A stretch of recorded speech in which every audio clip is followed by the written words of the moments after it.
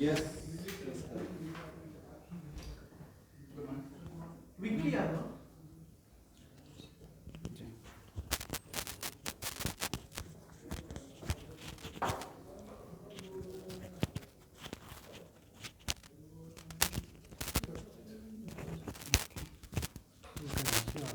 Ji yes Yeah. Can you tell me some specialities of Itarsi Betul railway route? Good sir I am more comfortable in Hindi, can I speak in Hindi? Sir Itarsi जो junction है वो एक ऐसा junction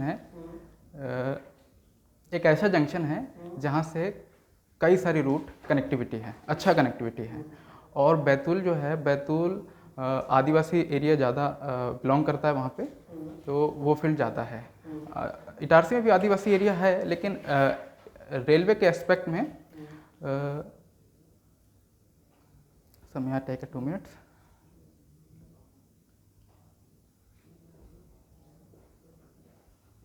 yes sir. Sir Itarsi में railway root के लिए खासकर connectivity, उसके बाद में जो सामान वगैरह पहुंचाए जाते हैं, सामान के लिए अच्छा रूट है। और काफ़ी सारी कनेक्टिविटी होने के लिए बॉम्बे हुआ, चाहे साउथ रेलवे हुआ, नॉर्थ जोन हुआ, ईस्टर्न जोन हुआ, लाइक बिहार, उत्तर प्रदेश, कनेक्टिविटी अच्छी है। कुछ टनल्स है उधर? Tunnels yes sir, of course है। क्या खासियत है उसका? सर ज़्यादातर इटारसी जो एरिया है वो पहाड़ों पे हिली एरिया है, और हिली एरिया होने के कारण वहाँ पे टनल का ज़्यादा यूज़ है। चूँकि ये सतपुड़ा की रेंज में आता है, पूरा का पूरा सतपुड़ा विंध्या पास में ही है, तो काफ़ी फॉरेस्टी एरिया है। चलिए, हाल ही में अटल टनल टनल जी ने इनॉग्रेट किया, जी सर। उसका क्या खासियत है?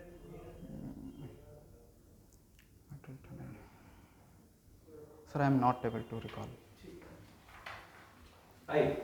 Thank you sir. Vicky Yadav. जी सर। जैसा मैं आपके डैप में देख पा रहा हूँ एक चीज़ कि आप 2011 से लगातार एग्जामिनेशन लिख रहे हैं। जी सर। आपने 16 तक सीडीएस भी दिया है, एनडीए के लिए भी ट्राई किया, फिर सिविल्स के एग्जाम भी लिखे हैं, फिर सीए भी किया। Yes sir. बट इतने दिन से लिखने के बावजूद भी एग्जाम आप लिखते चले रहे हैं, क्या ऐसी वजह आप खुद में पा रहे हैं जिससे चीज़ें क्लियर नहीं हो पा रही हैं? सर स्ट्रैटेजी मेरी हो सकता है कहीं ना कहीं गलत रही हो, अच्छा। स्ट्रैटेजी को लेकर। और जो थोड़ा मेरा जो कैपेबिलिटी है वो भी कम रही, शुरू में कम रही है। क्योंकि एमपी से आने के बाद में दिल्ली में आया, दिल्ली में माहौल देखा, तो कब से दिल्ली में? सर 2016 के पास। 2016। जी ओके, आपने ग्रेजुएशन किया 2014 में। जी सर। उसके बाद आप 16 में आ गए। जी। ठीक है, हाँ जी, आगे। जी सर, आने के बाद में यहाँ देखा कि यहाँ ये असली कंपटीशन दिल्ली में आने के बाद पता चला। वैसे तो कंपटीशन हर जगह है, लेकिन लोकल एरिया में उतना कॉन्फिडेशन, उतना जो कंपटीशन है वो पता नहीं चल पाता है। एक्चुअल में दिल्ली में आने के बाद में मैंने सर्च किया कि कैसे करना है, क्या करना है, क्या स्ट्रैटेजी होनी चाहिए। तो सर 2 साल लगभग मेरी स्ट्रैटेजी गलत होने की वजह से, और मुझे अभी भी लगता है कि कहीं ना कहीं मेरी स्ट्रैटेजी गलत अभी भी है, क्योंकि मैंने यूपीएससी सिविल दिया था, उसमें मेरा नहीं हुआ। तो स्ट्रैटेजी मुझे लगता है कि मुझे अभी सुधार बहुत ज़रूरी है, कई जगह पे मुझे सुधार करना है। अच्छा, ठीक है। तो इतना लंबा समय आप लेंगे, सपोज किया आपको हम लोगों ने चुना, और चुनने के बाद किसी काम में लगाया, और उसके बाद आपकी स्ट्रेटजी इस तरीके से नहीं बन पाती है या नहीं सही रह पाती है, तब तो हमारे लिए बहुत दिक्कत हो जाएगी। सर मैं क्षमा चाहूँगा इसके लिए, ये तो प्रॉब्लम है मुझ में, लेकिन मैं इसमें काम कर रहा हूँ सर। इसमें मैं चाह रहा हूँ कि अपनी कैपेबिलिटी को, अपने स्ट्रेंथ को बढ़ाऊँ, इसके ऊपर मैं काम भी कर रहा हूँ। और मैं चाह रहा हूँ कि जल्दी से जल्दी मैं चीज़ें सीख जाऊँ, अच्छा काम हो। ठीक है। मध्य प्रदेश की बात की जाए अगर, जी सर। तो वहाँ के ट्राइबल्स की प्रॉब्लम के बारे में कुछ बताइए। सर कृपया कर 2 मिनट मिल जाएंगे? हाँ जी सर।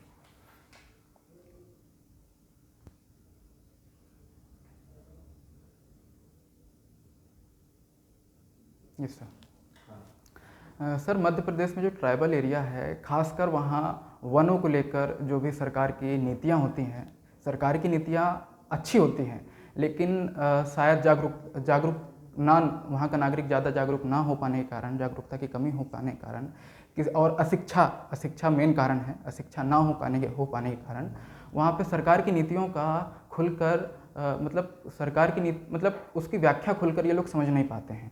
इसके लिए वनों की कटाई को लेकर या वनों का जो वहाँ पे जो भी इंडस्ट्री आ रही है, तो उन चीज़ को लेकर समझ नहीं पाते हैं। दूसरा सर, पानी वैसे जनरली मिल जाता है, लेकिन सर जो ग्राउंड वाटर है, आजकल जो कुएं वगैरह है वो काफ़ी बंद हो चुके हैं, और ग्राउंड वाटर के लिए जो हैंडपम्प वगैरह हुआ करते थे, वो भी हैंडपम्प भी अब गिने चुने रह गए हैं, और हैंडपम्प पर्सनली यूज़ करते हैं।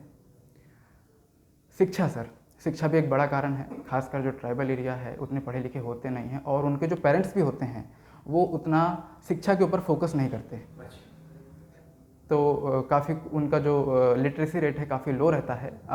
दूसरे अगर कम्युनिटी को देखें तो उसके कंपैरिजन में लो ही रहता है।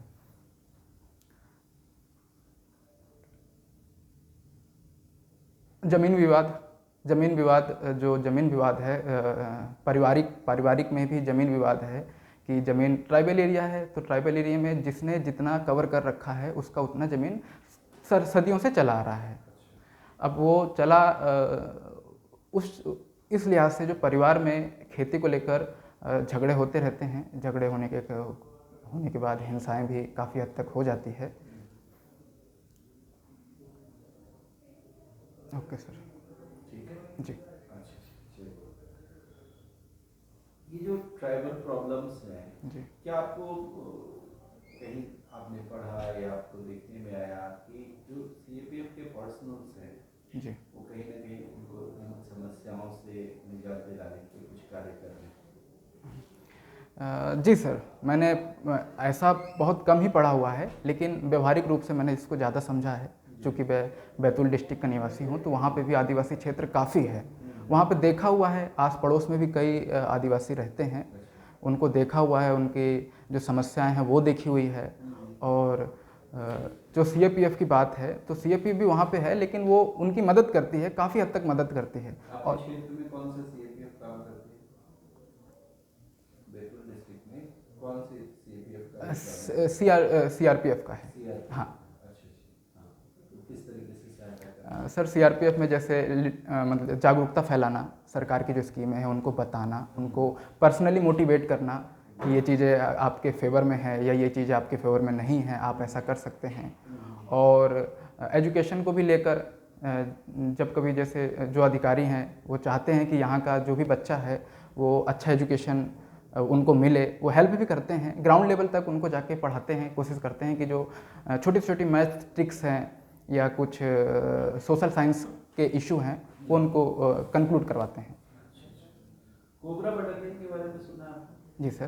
क्या क्या वर्किंग? सर, कोबरा बटालियन एक घातक बटालियन है सीआरपीएफ की, ज़्यादातर नक्सलाइट एरिया में डिप्लॉयमेंट होता है उनका। ऑपरेशन में ज़्यादातर ऑपरेशन जो नक्सलाइट एरिया के होते हैं उनमें उनका योगदान ज़्यादा होता है। प्रैक्टिस वगैरह भी काफ़ी अच्छी है। ठीक है, किस तरीके के वॉरफेयर के लिए जाने जाते हैं?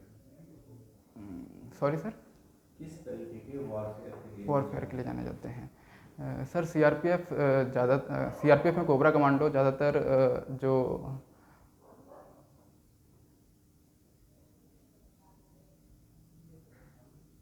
कभी आपके क्षेत्र में जी जी जी कोबरा बटालियन का जी deployment जी होता है? जी जो जंगली एरिया में मतलब सीआरपीएफ की कोबरा बटालियन ज़्यादातर जंगली एरिया से परिचित होती है, और जंगल एरिया में जो भी वॉरफेयर होते हैं सर 2 मिनट मिलेंगे?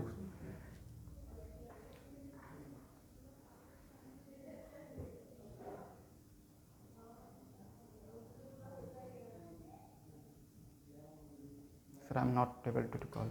कोई बात नहीं, छोड़िए, जाने दीजिए उसको। आप मुझे ये बताइए, आपके जिले में 2 महत्वपूर्ण नदियाँ कौन सी हैं?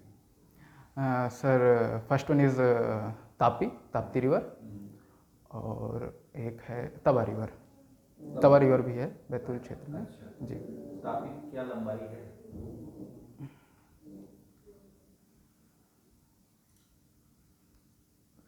सर, किस घाटी से कुछ याद नहीं आया था सर। कुछ घाटी से होकर गुजरती है? घाटी सर, ताप्ती रिवर मूलतः मुल्ताई तहसील से निकलती है, ताप्ती मुल्ताई शहर से निकलती है, नारद नारद पहाड़ी से निकलती है। निकलते हुए ये जो सतपुड़ा रेंज है, सतपुड़ा रेंज के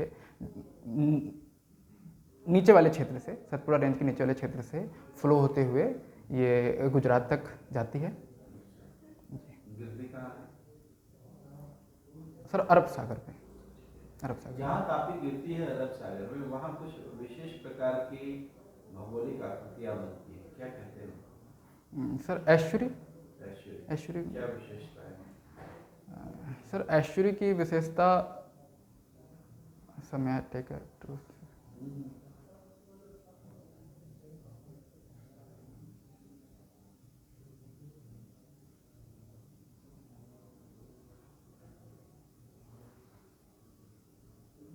आई एम सॉरी सर। कोई सर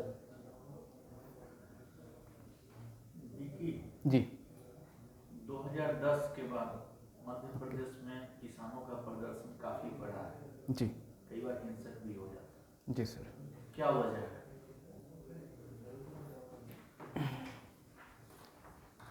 सर मूलतः सरकार की योजनाओं को सही तरीके से समझ ना पाना, और जो भी पक्ष विपक्ष में वाद विवाद होते हैं उन पे जो पॉलिटिकल इन्फ्लुएंस होता है उसकी वजह से भी, कुछ पर्सनली प्रॉब्लम होते हैं, पर्सनल प्रॉब्लम जैसे पारिवारिक समस्या हो गई, और पानी को लेके भी इशू रहता ही है। आमतौर पर देखा जाता है इस जी। देश में छात्र या फिर कुछ अन्य तरीके से फैक्ट्री या कुछ राजनीतिक कारणों से जहाँ प्रदर्शन होता है वहाँ लाठियाँ चलाई जाती हैं या कुछ होता है, जी जी किसानों पर बहुत कम। पिछले दिनों मंदसौर में मंदसौर में जी सर। गोली चली, किसान घायल हुए, मारे गए। ये घटनाएं जो है जी अब देखने के लिए मिल रही है, पहले ऐसा नहीं होता था। क्या वजह है कि पुलिस फोर्स को गोली जी। चलाने की स्थिति आ जाती है किसानों पर? सर ज़्यादातर मैं कहना चाहूँगा कि राजनीतिक कारण ज़्यादा रहता है इन सब चीज़ों में, और चूँकि मंदसौर में मध्य प्रदेश में एक ही जगह है जहाँ पे अफीम की खेती होती है, मंदसौर उसके लिए फेमस है। कुछ ऐसे कारण बन जाते हैं नशे की वजह से भी, और पॉलिटिकल इन्फ्लुएंस भी रहता ही रहता है, ये चीज़ मैं कहना चाहूँगा। और सर ज़्यादा इस बारे में किसानों की स्थिति अच्छा करने के लिए सेंट्रल गवर्नमेंट को छोड़ते हुए राज्य सरकार ने कौन कौन से वहाँ कदम उठाए हैं पिछले 4-5 सालों को? जी जी जी जी।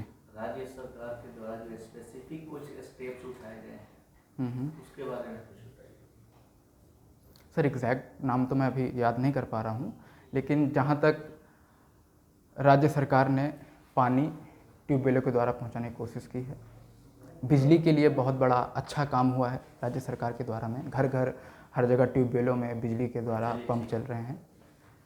आप बताइए, आप राजीव गांधी इंस्टीट्यूट से पढ़े हैं? जी सर जी। राजीव गांधी जब प्रधानमंत्री थे जी तो उनके कार्यकाल को कोई ऐसा 2 काम बताइए जो देश को दिशा दशा दिया ओके। और उसको हम याद करते हैं। जी sir. Sir anti defection law Rajiv Gandhi के द्वारा आया था, अनुसूची 10 में हम इस बारे में काफ़ी व्याख्यायित है। सर जवाहरलाल नवोदय विद्यालय, उनके द्वारा जवाहरलाल नवोदय विद्यालय को काफ़ी प्रमोट किया शिक्षा के क्षेत्र में। मैंने पूछा था आपसे 2 बड़ा जो आज भी चल रहा है, जैसे राजीव गांधी ने करप्शन पर कॉन्फ्रेंस करके खुद बोला था अपने प्राइम मिनिस्टरशिप की 1 रुपये में से 16 पैसे ही पहुंच पाते हैं beneficiary.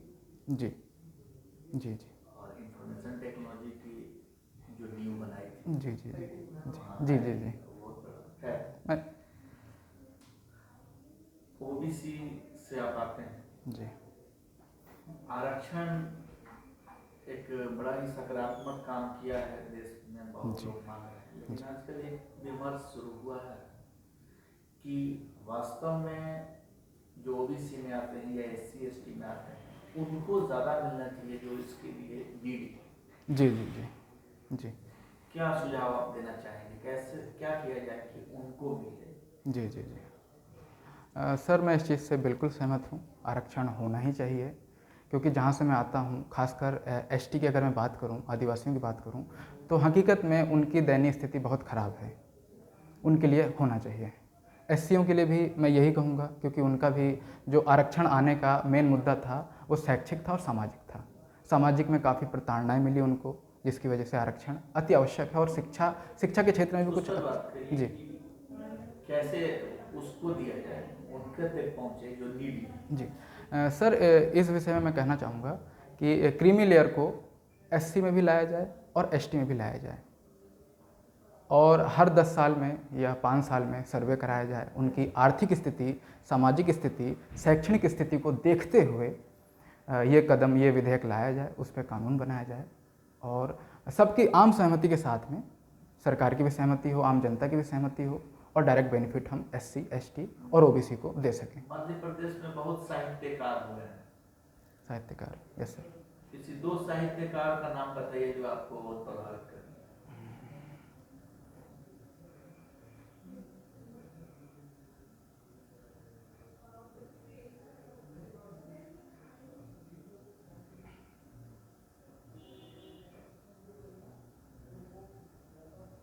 Sir I am sorry sir, है काफ़ी लेकिन अभी याद नहीं आ रहे।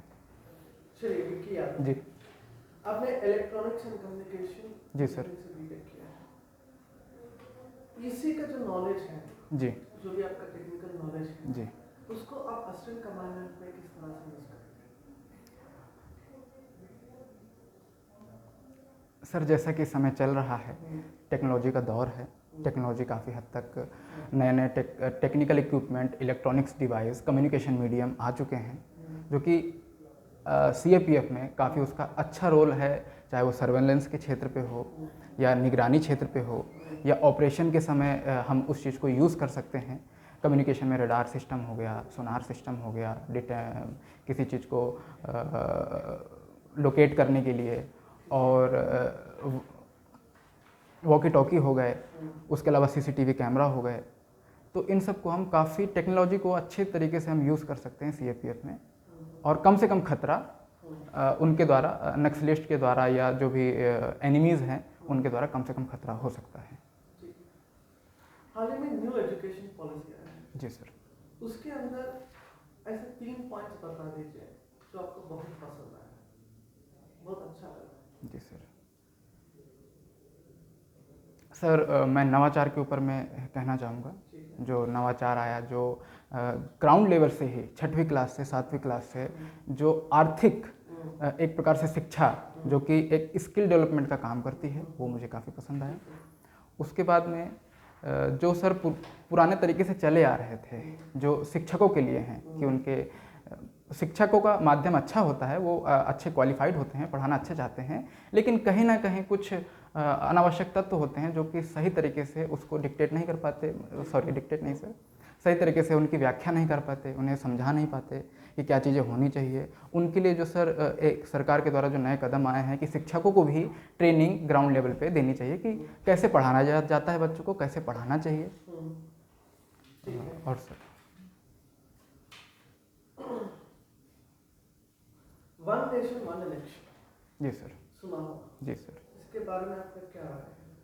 Sir one nation one election, of course sir मेरी राय पॉजिटिव है, होना चाहिए।